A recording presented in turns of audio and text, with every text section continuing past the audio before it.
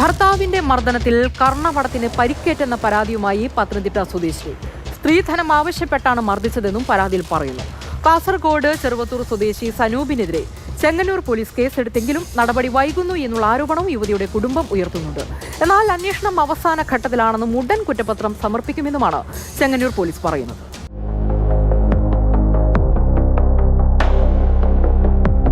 ഫെബ്രുവരി 24-ന് ഭർത്താവ് 2 മാസമായിട്ട് മാരേജ് കഴിഞ്ഞിട്ട് 2 മാസമായിരുന്നു. അപ്പം അപ്പോഴേക്കും രജിസ്റ്റർ ചെയ്ത് തന്നിട്ടില്ല. അപ്പം ഇതിനെപ്പറ്റി ചോദിക്കുമ്പോഴെല്ലാം അദ്ദേഹത്തിൻ്റെ വീട്ടിൽ വെച്ചാണെങ്കിലും ക്രൂരമായിട്ട് മർദ്ദിക്കുമായിരുന്നു. ഇപ്പം ഞാൻ ഇവിടെ എൻ്റെ നാട്ടിൽ വന്നിട്ട് തിരികെ പോകുന്ന വേളയിൽ ചെങ്ങന്നൂർ സ്റ്റേഷൻ പരിധിയിൽ വെച്ച് ഇതേപ്പറ്റി സംസാരം ഉണ്ടായി. ഇപ്പോൾ സ്ത്രീധനത്തെ ചൊല്ലി അങ്ങനെ കൂടുതൽ ആവശ്യപ്പെട്ടും ഒക്കെ സംസാരം ഉണ്ടായ കൂട്ടത്തിൽ രജിസ്ട്രേഷൻ ചെയ്യുന്നില്ല എന്നുള്ളതും പറഞ്ഞ കൂട്ടത്തിൽ ഇത് ഭയങ്കര ബ്രൂട്ടലായിട്ട് അടിക്കുകയും ആ അടിയിൽ എൻ്റെ വലത്തെ കർണപുടം പൊട്ടിയിട്ടുണ്ടായിരുന്നു.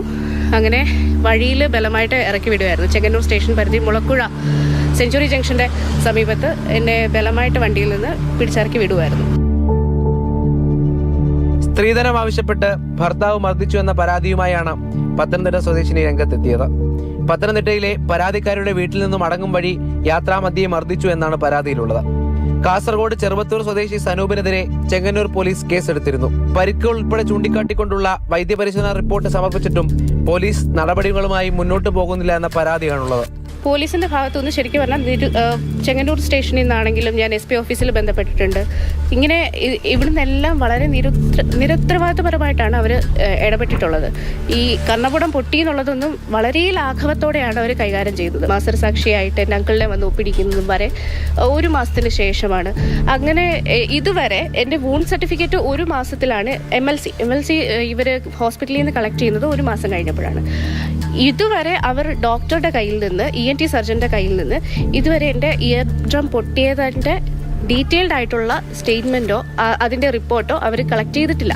അതേപോലെ തന്നെ ഇത് ഇത്രയും ലാഗ് അയക്കുന്നതിൻ്റെ ഒരു പ്രധാനപ്പെട്ട റീസൺ എന്ന് ഞാൻ കരുതുന്നതെന്ന് പറഞ്ഞാൽ എൻ്റെ ഹസ്ബൻഡിൻ്റെ അച്ഛൻ ഒരു റിട്ടയർഡ് പോലീസ് ഉദ്യോഗസ്ഥരാണ്. അപ്പം അദ്ദേഹം ഇവർക്ക് എന്തായാലും ഉറപ്പായിട്ടും ഇൻഫ്ലുവൻസ് എല്ലാ രീതിയിലും ഉണ്ടായിട്ടുണ്ടാവാനുള്ള ചാൻസ് വളരെയധികം ഉണ്ട്.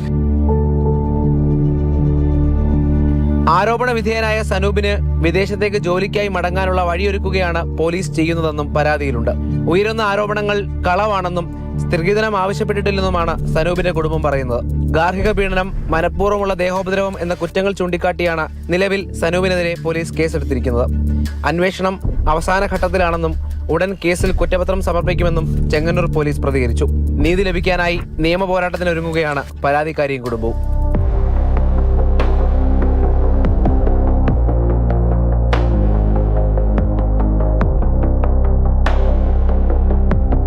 മാതൃഭൂമി ന്യൂസ്, പത്തനംതിട്ട.